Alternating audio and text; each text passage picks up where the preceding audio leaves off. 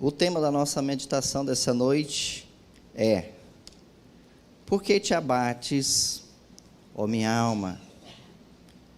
Por que te abates, ó minha alma? Salmo 42 diz assim: assim como o servo brama pelas correntes das águas, assim suspira a minha alma por ti, ó Deus. A minha alma tem sede de Deus, do Deus vivo. Quando entrarei e me apresentarei ante a face de Deus? As minhas lágrimas servem-me de mantimento de dia e de noite, enquanto me dizem constantemente: onde está teu Deus? Quando me lembro disso, dentro de mim derrama minha alma, pois eu havia ido com a comunhão, com a multidão. Fui com eles à casa de Deus, com voz de alegria e louvor, com multidão que festejava. Por que estás abatido, ó minha alma? E por que te perturbas em mim? Espera em Deus, pois ainda o louvarei pela salvação da sua face. Ó meu Deus, dentro de mim a minha alma está abatida. Por isso lembro-me de ti desde a terra do Jordão e desde os Hermonitas, desde o pequeno monte. Um abismo chama outro abismo. Ao ruído das tuas cachoeiras, todas as tuas ondas e as tuas vagas têm passado sobre mim. Contudo, o Senhor mandará a sua misericórdia de dia, e de noite a sua canção estará comigo. Uma oração ao Deus da minha vida. Direi a Deus, minha rocha: por que te esqueceste de mim? Por que ando lamentando por causa da opressão do inimigo? Com ferida mortal os meus ossos me afrontam, os meus adversários, quando todo dia me dizem: onde está teu Deus? Por que está abatida, ó minha alma? E por que te perturbas dentro de mim? Espera em Deus, pois ainda o louvarei, o qual é a salvação da minha face e o meu Deus. Senhor, em nome de Jesus, nós nos apresentamos diante de ti, ó Pai. Que a palavra do Senhor possa vir ao encontro de cada coração, de cada alma, principalmente aquela alma que pode dizer essa noite: por que estás abatida, ó minha alma? Por que te perturbas dentro de mim? Senhor, em nome de Jesus, que o Espírito Santo venha com bálsamo, que o Espírito Santo venha com óleo de alegria, porque a tua palavra diz: diante de Deus, até a tristeza salta de alegria, porque o Senhor é a nossa alegria, porque o Senhor é a nossa paz. Nós podemos dizer que talvez nunca vivemos um tempo em que pessoas estão com problemas dentro do seu interior, com problemas na sua alma, com tristeza na sua alma, com problemas emocionais, problemas precisando ser resolvidos. Foi feita uma pesquisa recente dentro do mercado de trabalho. Talvez 80% das pessoas que estão trabalhando estão com algum tipo de doença emocional. Talvez hoje não tenha uma casa que não tenha pelo menos uma pessoa que pode dizer que está doente emocionalmente falando. Talvez nesses últimos dias, apesar de tanta tecnologia, apesar de tanto entretenimento, talvez nunca se viu pessoas tão feridas, tão doentes, tão vazias, se sentindo só, se sentindo excluídas. E olha que o cenário que a gente vive, e o cenário que nós estamos vivendo, ele é muito propício para isso. Quem não lida com ansiedade, quem não lida com medos, quem não lida com perdas. Hoje nós já deitamos e levantamos, a gente já acorda frenético, né, pastor? Né, pastor Guimarães? A gente já levanta da cama pensando o que nós vamos fazer, como é que vai ser o nosso dia.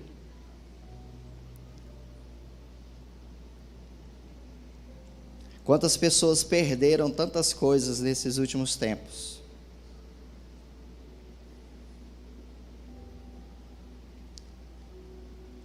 Tem pessoas que têm perdido o emprego, têm perdido bens.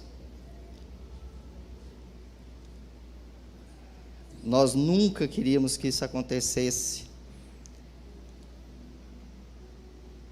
Perdendo pessoas, às vezes para sempre, às vezes por um instante. E a gente vive em um mundo tão apressado, tão corrido, que quando a gente perde alguém, qual é o tempo do luto que cada um talvez precisa? Tem pessoas que, pela lei, né, diz você tem 2 dias, 3 dias, se for alguém, né, um descendente, um ascendente direto. Mas às vezes você perde pessoas que são pessoas da sua alma, do seu coração. E às vezes nem é de sangue, né? É um amigo, é alguém próximo de você. E às vezes a gente não tem tempo nem de se recuperar, porque as circunstâncias e o mundo e o que acontece no dia a dia, às vezes te coloca de pé e te empurra e diz vai, vai. Não sei se você já pegou um ônibus lotado na vida, porque eu já.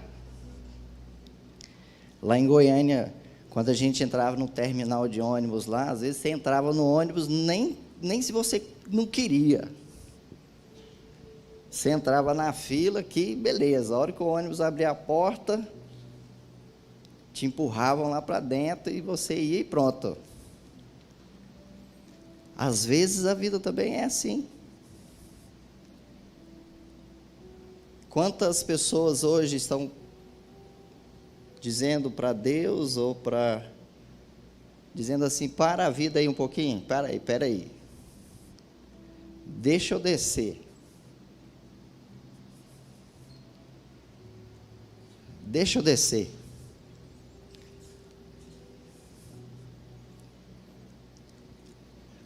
Mas às vezes nem sempre temos essa oportunidade de falar, vou parar, vou descer, porque a vida está andando, porque as coisas estão acontecendo, porque a vida está passando.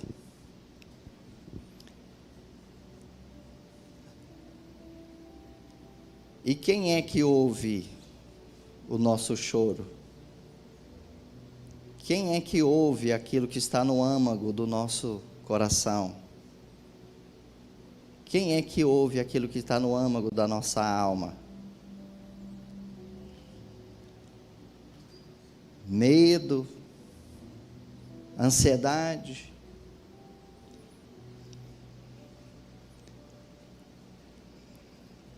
amargura.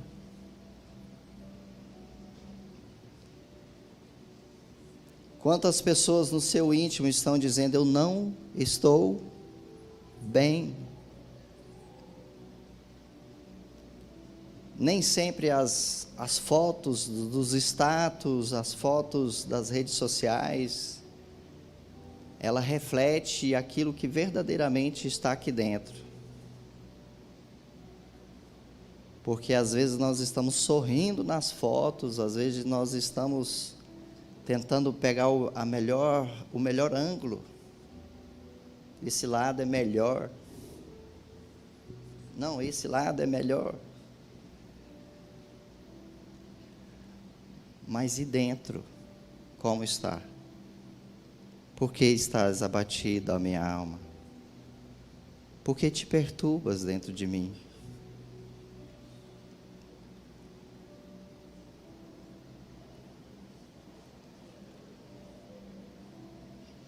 E aí as incertezas que tomam conta,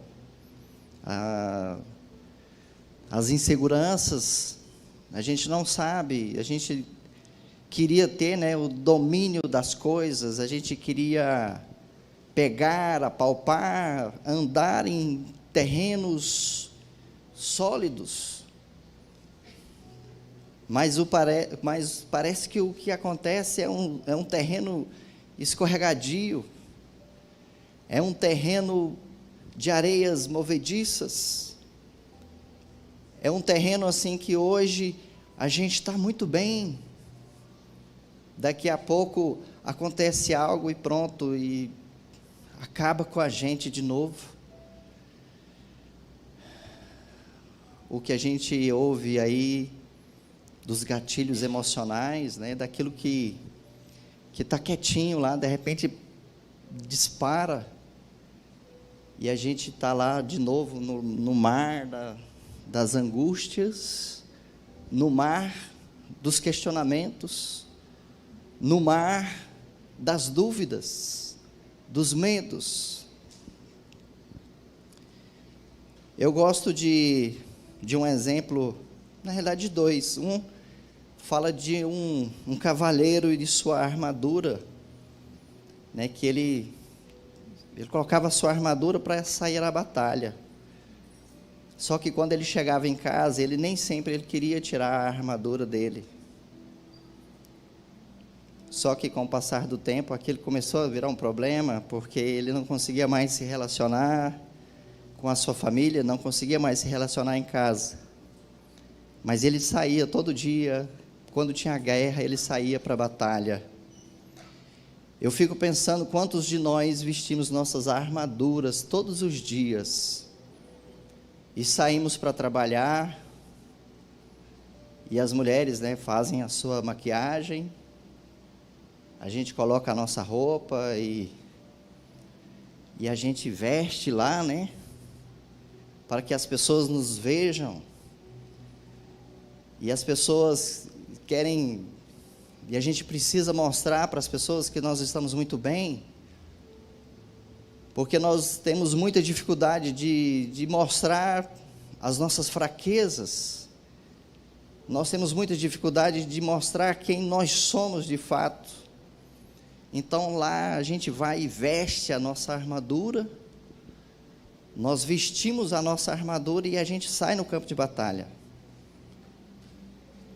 Só que às vezes quando nós estamos sozinhos, quando nós estamos precisando desenvolver os relacionamentos com quem verdadeiramente precisa, a gente não consegue tirar a armadura, porque a gente acha que ela tem que estar lá o tempo todo.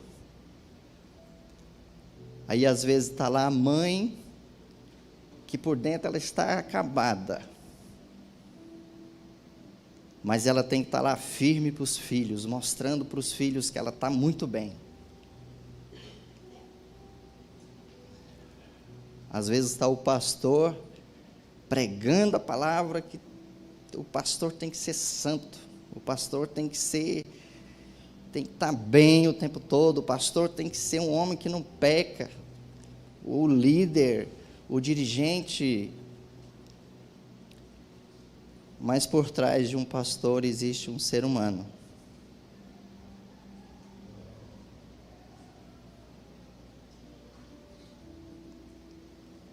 Por trás de uma mãezona forte para os filhos, para o marido, pode ter uma mulher que está acabada, arruinada, mas ela tem que vestir a armadura todos os dias.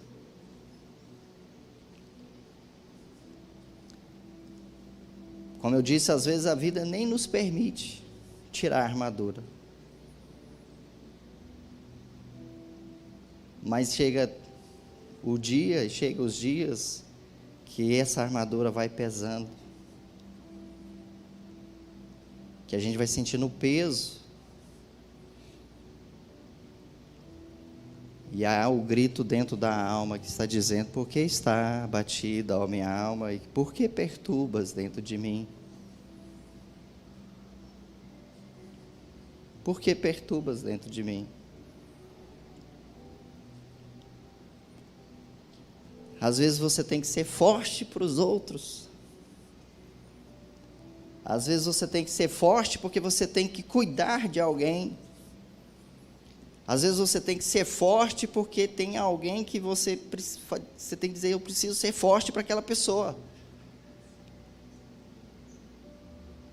Aí você está o segundo exemplo, que é de um padeiro, que ele fazia pão para a cidade toda.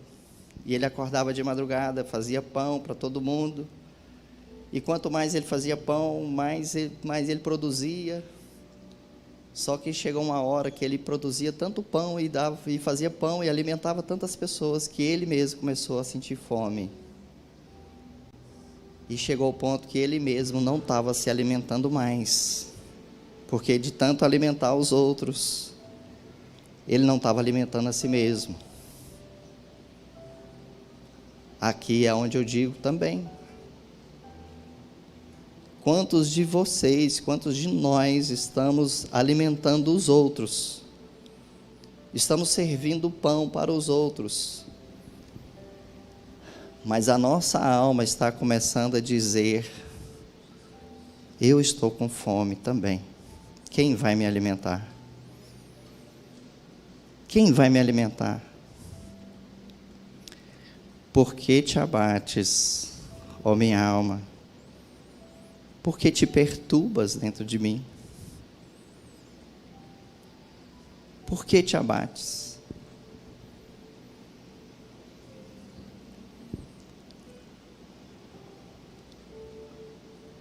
Eu me lembro, por exemplo, do meu pai, que foi um dos homens que eu mais admirei em toda a minha vida, um homem que ajudou tantas pessoas. Se tinha uma característica do meu pai, é um homem que serviu demais pessoas. E meu pai escreveu um livro. Se alguém um dia quiser ler o livro, está lá em casa. E uma das coisas que meu pai mais dizia: eu sinto tristeza no meu coração. Eu sinto tristeza no meu coração. Mas a tristeza no coração não impediu que ele distribuísse pão para quem estava precisando. Eu não estou dizendo para você: olha, você tem que parar de servir pão. Eu estou dizendo que você precisa também se alimentar. Você precisa também estar alimentado. Eu só estou dizendo que às vezes a gente querendo, nesse desejo da gente cuidar de pessoas, cuidar dos outros, a gente se esquece às vezes de que a gente precisa também ser cuidado, que a gente precisa que alguém cuide da gente.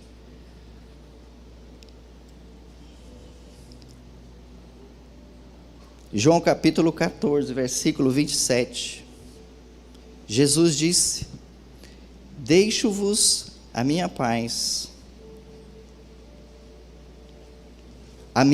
vos dou. Não vou-la dou como o mundo a dá. Não permitais que o vosso coração se preocupe, nem vos deixeis amedrontar.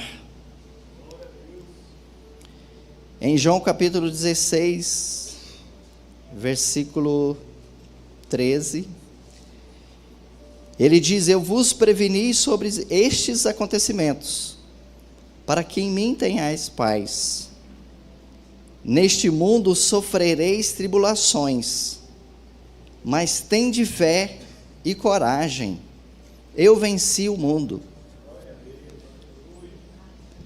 O que Jesus estava dizendo era: eu sei que no nosso desejo é que a gente encontrasse um lugar ou um momento da nossa vida em que nossos problemas pudessem cessar. A gente queria assim que ninguém mais da que a gente ama morresse. A gente queria que ninguém ficasse doente. A gente não queria ter problemas no casamento. A gente não queria ter problemas de relacionamento entre pais e filhos. A gente não queria ter problemas financeiros. Mas Jesus disse: nesse mundo sofrereis tribulações. Jesus está dizendo: olha, enquanto nós estivermos vivos, nós estaremos sujeitos a uma série de coisas em que a gente não gostaria de passar. Nós gostaríamos de não ter problemas. Nós gostaríamos que as coisas dessem certo, que as coisas fluíssem, que as coisas acontecessem.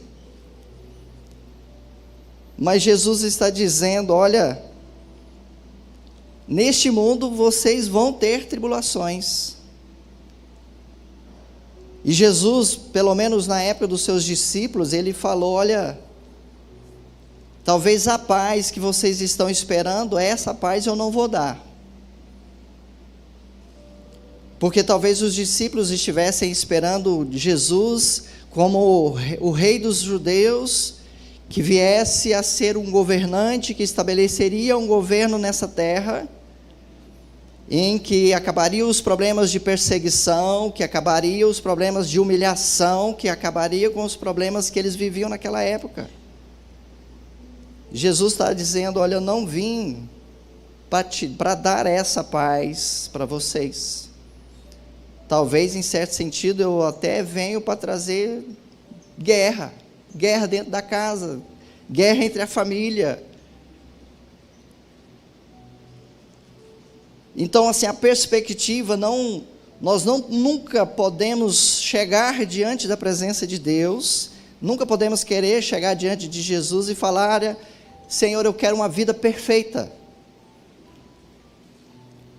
Não estou jogando praga, não estou jogando maldição na vida de ninguém, mas é fato. Sempre vai existir coisas nessa vida que vai tirar você do prumo. Enquanto você estiver vivo, enquanto nós estivermos vivendo, Jesus está dizendo: sim, nós vamos passar por coisas, uma série de eventos na nossa vida que a gente não queria passar. Nós não queríamos lidar com elas. Quem é que quer perder um ente querido? Quem é que quer saber que pegou um diagnóstico de que tem uma doença, que essa doença é intratável? Quem quer? Não, ninguém quer. E não tem como dizer vai acontecer com aquele ou com aquela, porque a pessoa foi mal e por isso que ela está... Não. Tantas pessoas boas, tantos servos de Deus, tanto homens e mulheres honestas, tementes a Deus, coração sincero a Deus, que estão lidando com câncer, que estão lidando com separação, que estão lidando com filhos problemáticos, que estão perdendo emprego, que estão lidando com situações nas quais ele, sinceramente falando, ele diria na sua alma, dizendo: não queria passar por isso. Mas o que Jesus está dizendo é: olha, vocês vão passar por tribulações. A vida é isso.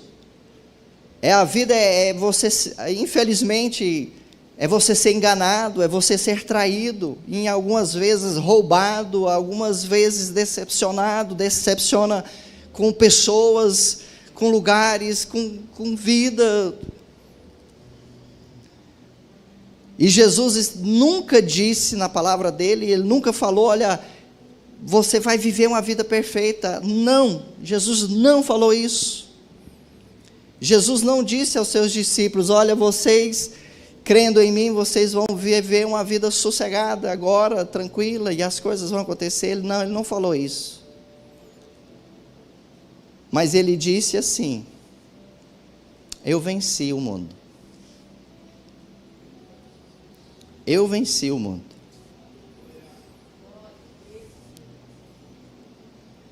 E ele disse: deixo-vos a minha paz. A minha paz te dou.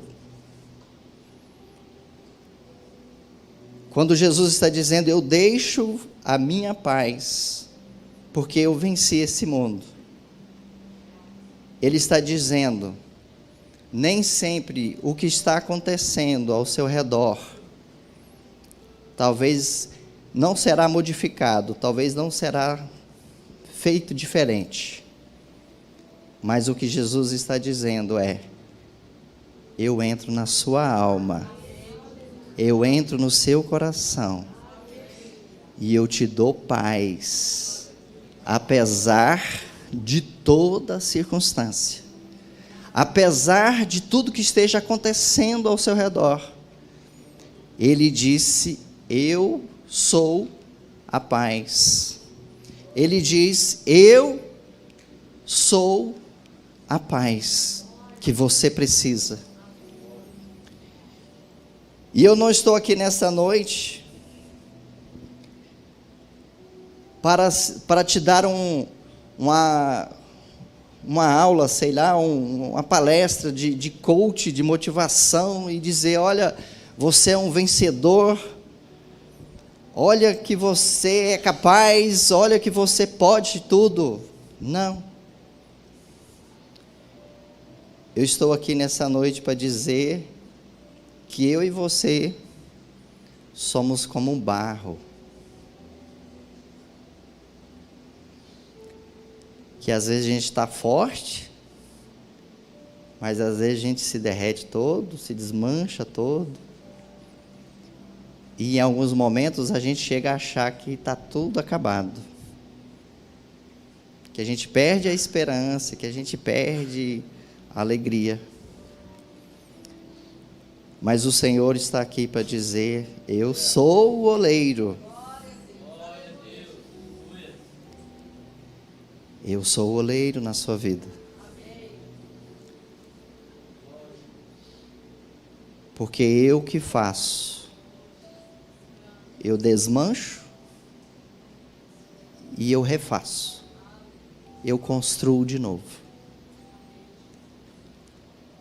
O Senhor diz: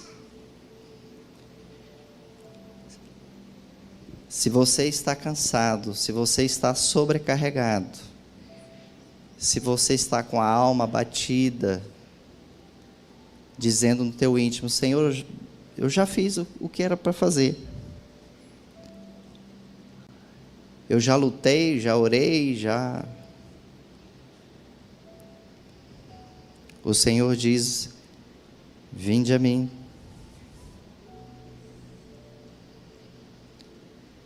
Vinde a mim, todos vós que estão cansados. Vinde a mim, você que está cansado, sobrecarregado, e eu vos aliviarei. Eu coloco paz no seu coração. Eu coloco alegria no seu coração. Eu coloco óleo de alegria na sua vida.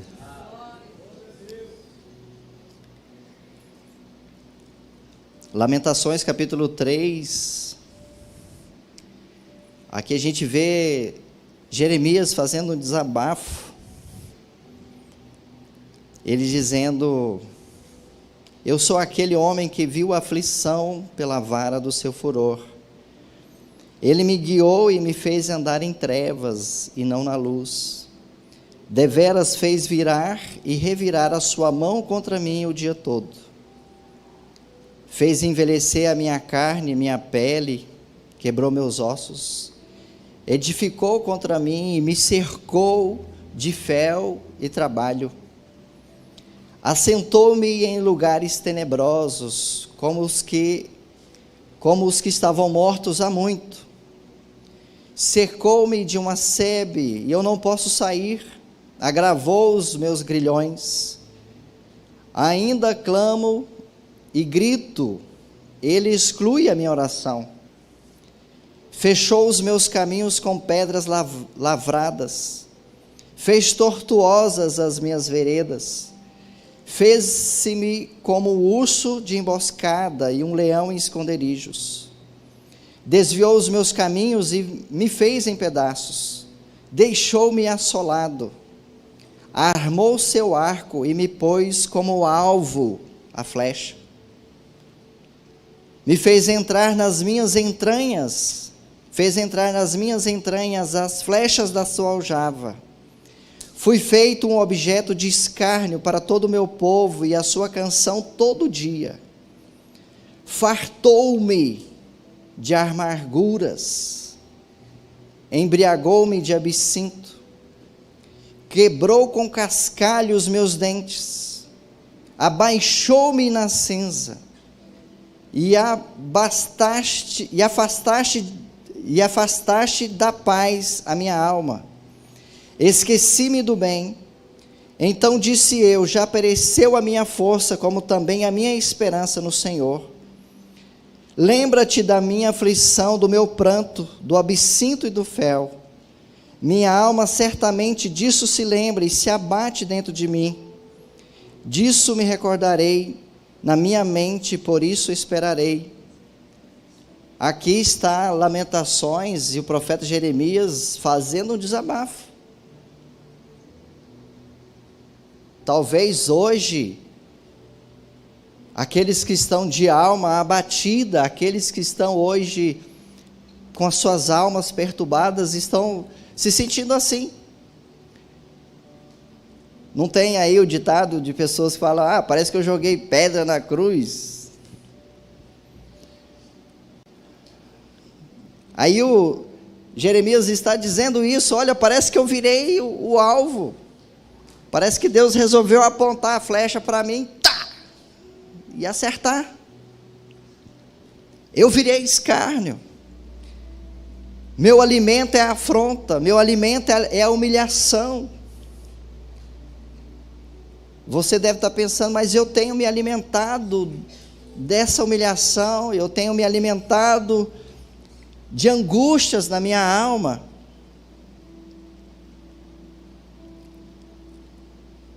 Mas o próprio profeta, ele começa dizendo, a partir do versículo 22, ele diz: as misericórdias do Senhor são a causa de não sermos consumidos, porque as suas misericórdias não têm fim.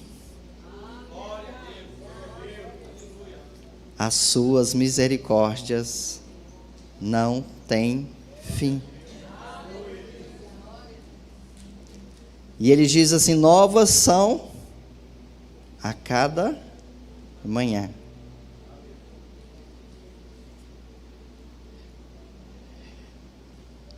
Cada dia que você levanta, cada dia que você acorda, as misericórdias do Senhor estão se renovando sobre a sua vida. A cada manhã, a fidelidade do Senhor e o amor do Senhor está te abraçando novamente. No versículo 24 ele diz: a minha porção é o Senhor, diz a minha alma, porquanto esperarei nele. Bom é o Senhor para os que esperam por ele, para a alma que o busca. Bom é ter esperança e aguardar em silêncio a salvação do Senhor. Eu quero ir terminando já meu sermão dessa noite, já convidando a equipe de louvor para assumindo o lugar aqui. Eu quero dizer para você: bom é ter esperança e aguardar em silêncio a salvação do Senhor. O verso 28 diz: assente-se o solitário e fique em silêncio. porquanto Deus o pôs sobre ele. Eu quero dizer para você, se você sente assim, que a alma está abatida,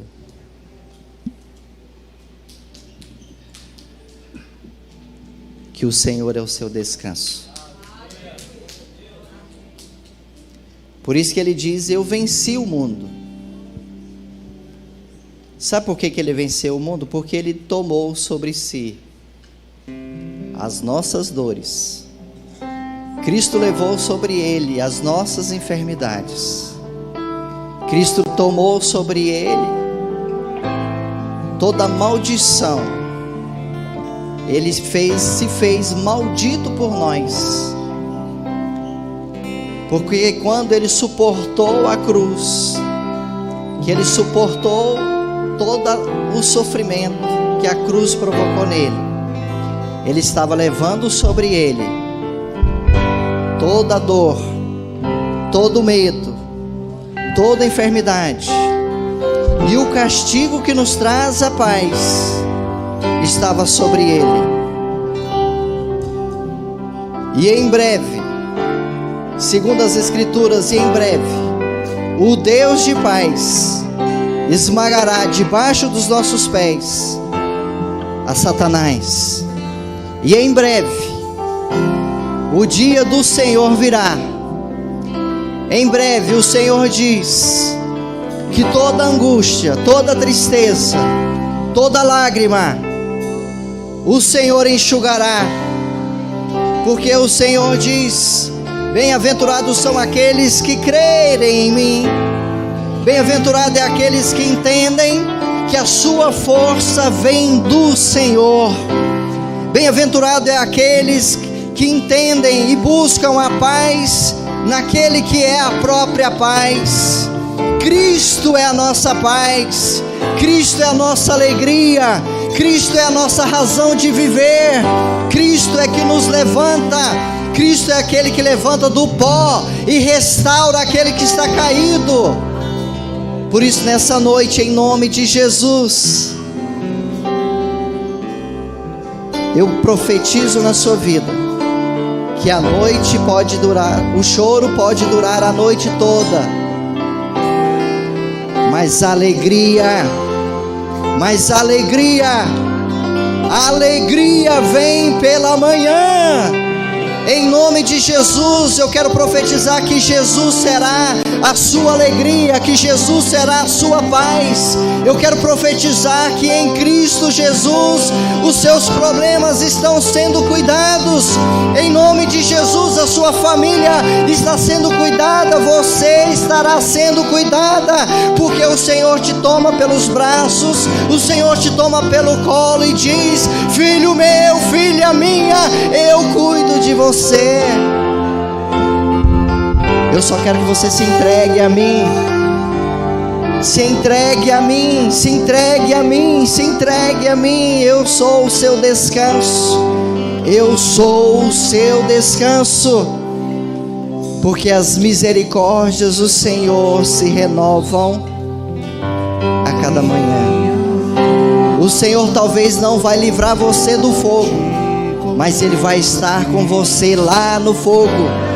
O Senhor talvez não vai te livrar das águas, mas Ele diz que não vai deixar você se afogar, porque Ele vai estar lá, porque Ele vai estar lá no seu sofrimento, Ele vai estar lá na sua angústia, Ele vai estar lá, Ele vai cuidar de você.